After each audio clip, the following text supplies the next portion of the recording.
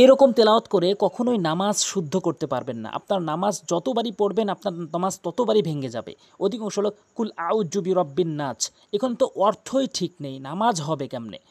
তো আসুন আমরা শুদ্ধ করে শিখি। আমাদের অনেকগুলো টাইমের ভিতর থেকে জাস্ট 5টি মিনিট সময় দিয়ে আমরা এই সূরা নাস সহি শুদ্ধ করে পড়ি এবং এই সূরা দ্বারা আমরা নামাজ আদায় করি, তাহলে আমাদের নামাজ সহি হবে, অন্যথায় আমাদের নামাজ ভেঙে যাবে।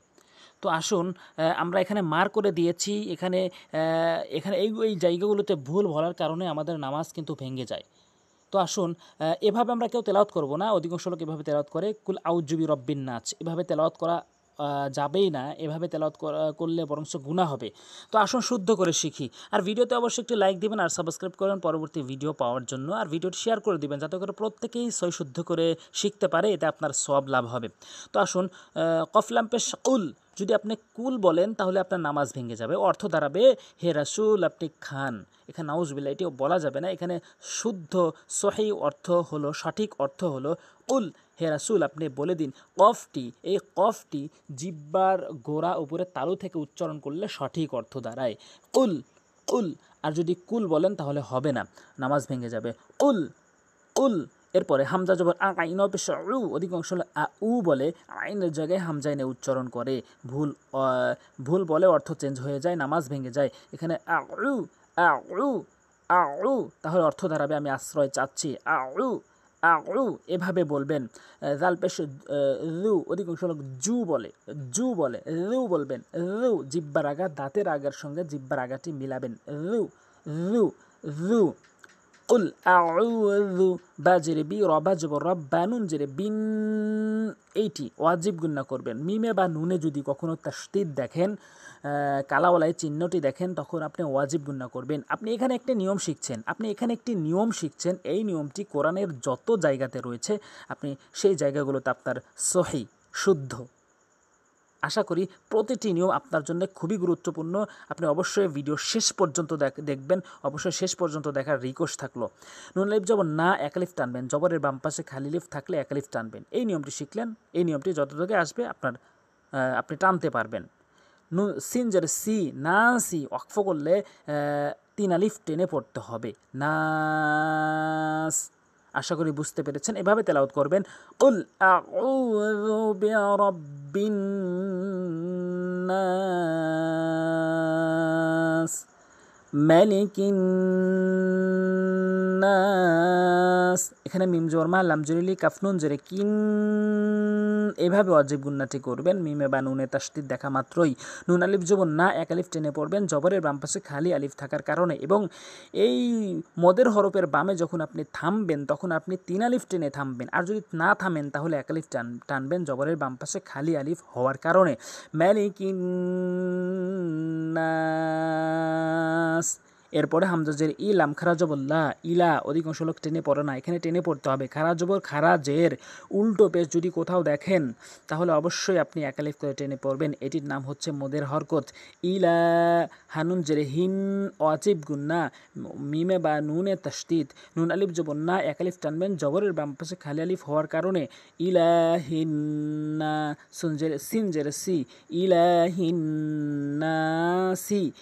যদি ওয়াকফ না করেন তাহলে আপনি এক আলিফ টানবেন, আর যদি ওয়াকফ করেন তাহলে মদের হরফের বামে অবশ্যই 3 আলিফ টানবেন, ইলাহিন্নাস। মিম নুন জেরে মিন, কখনোই মিন বলা যাবে না, মিং বলতে হবে। এই নিয়মটি হচ্ছে ইকফায় হাকিকির একটা পরিচয়। ইকফায় হাকিকের 15টি তাসা জিমদাল জালঝা, তাসা জিমদাল জালঝা, সিনসিন সদ্দ তজ, সিনসিন সদ্দ তজ, ফা কফ কাফ। এই 15টি হরফ যদি কখনো নুন সাকিনের পরে দেখেন তাহলে এই নুন সাকিনকে মিং বলবেন, গুন্না করে বলবেন। যে শিন এসেছে, 15টির মধ্যে শিন রয়েছে। শিন র জবর শার, র লাম জের রিল, শার রিল। ও সিন জবর ওয়াস, ও আলিফ জবর ওয়া, ওয়াস ওয়া, সিন লাম জের সিল, ওয়াস ওয়া সিল। খ নুন জবর খন, গুন্না করবেন। মিমে বা নুনে তাসদীদ দেখা মাত্রই নুন আলিফ জবর না, এক আলিফ টানবেন যদি ওয়াকফ না করেন, আর যদি ওয়াকফ করেন নুনের উপরে ওয়াকফ করেন তখন 3 আলিফ টেনে পড়বেন, খন্নাস। আল্লাযী, অধিকাংশ লোক আল্লাযী বলে। জালের উচ্চারণ আমি 5টি অক্ষর বলবো, এই 5টি হরফ বলবো। এই 5টি হরফ যদি আপনি শুদ্ধ করতে পারেন তাহলে আপনি পুরো কোরআন শরীফ শুদ্ধ। যেমন একটি রয়েছে সা, জাল, ল, এই 3টি হরফ জিব্বার আগে দাঁতের আগা, জাল, জ। আর 2টি হরফ বলবো যে 2টি হরফ অধিকাংশ লোকের ভুল হয়, 99% লোকের ভুল হয়। যেমন হা, আরেকটি হচ্ছে আইন, হা, আইন, এই 5টি হরফ। এই 5টি হরফ যদি আপনার ঠিক থাকে তাহলে আপনি শুদ্ধ করে কোরআন পড়তে পারবেন। এখানে দাল রয়েছে, জি না বলে রি বলতে হবে, রি। الذي ইয়া পেশ ইউ ওয়াও সিন জবর ওয়াস, ইউয়াস, ইউয়াস, ও জেরে ভি সিন পেশ সু, ইউয়াস ভিসু। ফা ইয়া জিরে ফি একলিফ টানবেন জেরের বাম পাশে যজমালা ইয়া হওয়ার কারণে। সৎ পেশ সু, দাল ও পেশে দু, এখানে একালিফ টানবেন পেশের বাম পাশে যজমালা ওয়াও হওয়ার কারণে।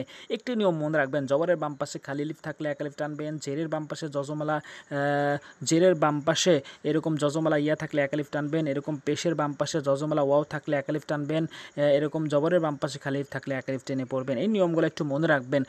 রানুন জেরে রিন, নুন আলিফ জবর না, সিন জেরে সি, রিন না সি, ওয়াকফ করলে সুদুরিন নাস মিনাল জিন্নাতি ওয়ান নাস। মিম জেরে মি, নুন লাম জবর নাল, মিনাল জিম, নুন জেরে জিন, এটি ওয়াজিব গুণা অবশ্যই করবেন।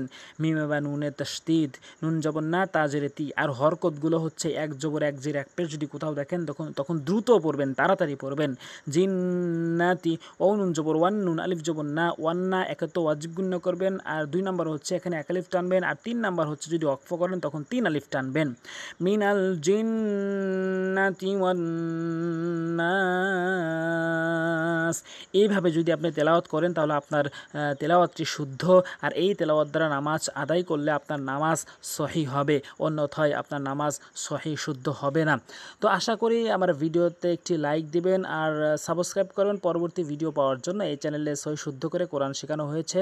আর ভিডিওটি শেয়ার করুন ভাই, ভিডিওটি শেয়ার করবেন যাতে করে প্রত্যেকেই শিখতে পারে সহি শুদ্ধ করে, এতে আপনার সওয়াব লাভ হবে। আজ এ পর্যন্তই। আসসালামু আলাইকুম ওয়া রাহমাতুল্লাহ।